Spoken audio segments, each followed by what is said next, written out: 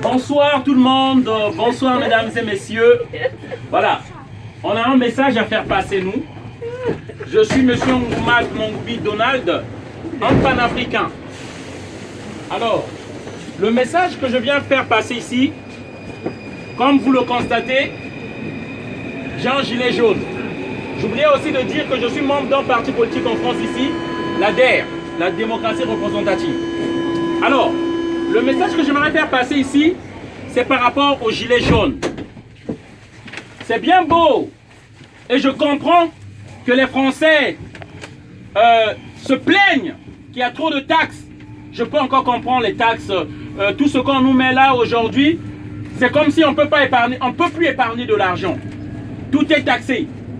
Et surtout, je viens intervenir parce que les gilets jaunes se plaignent surtout pour la taxe qu'on a mise sur le carburant.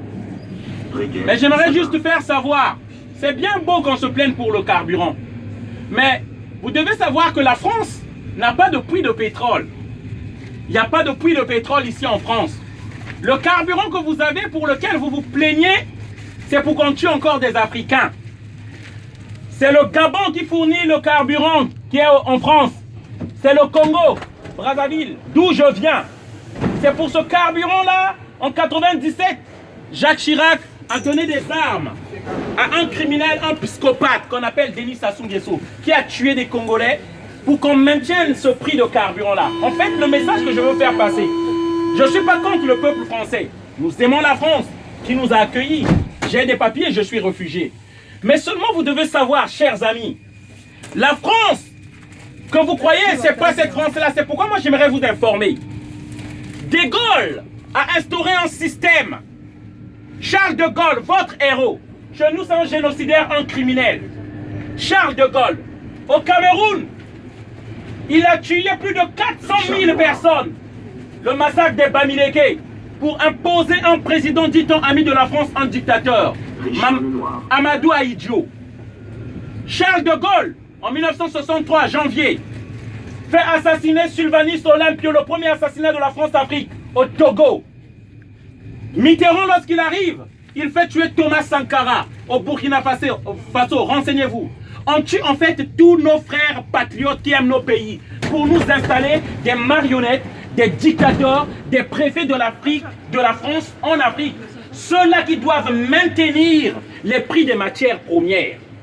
En fait, les contrats qu'on a signés depuis les indépendances, ils veulent que ces contrats-là restent les mêmes, alors que la démographie a fait qu'il y a plus de population dans ces pays-là. Il y a plus de demandes.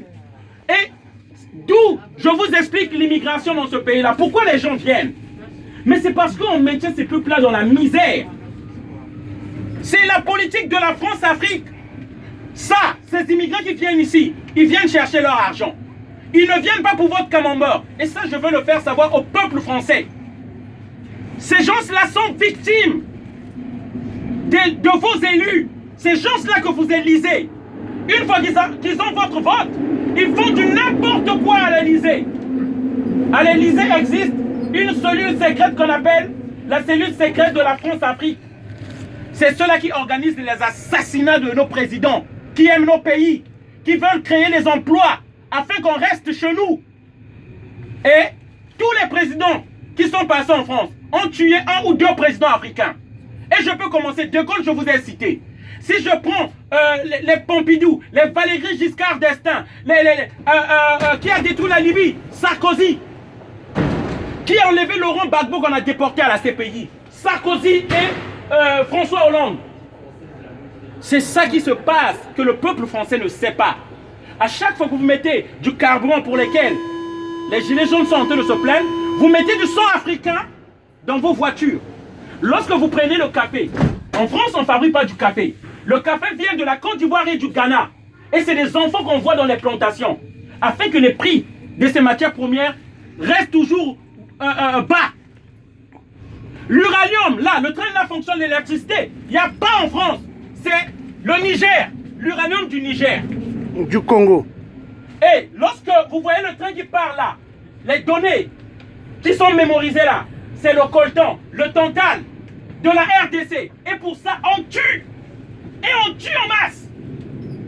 Et c'est ça qu'on veut faire savoir aux gens. Le monde et le luxe que nous vivons, c'est par le prix des milliers de personnes qui crèvent en Afrique.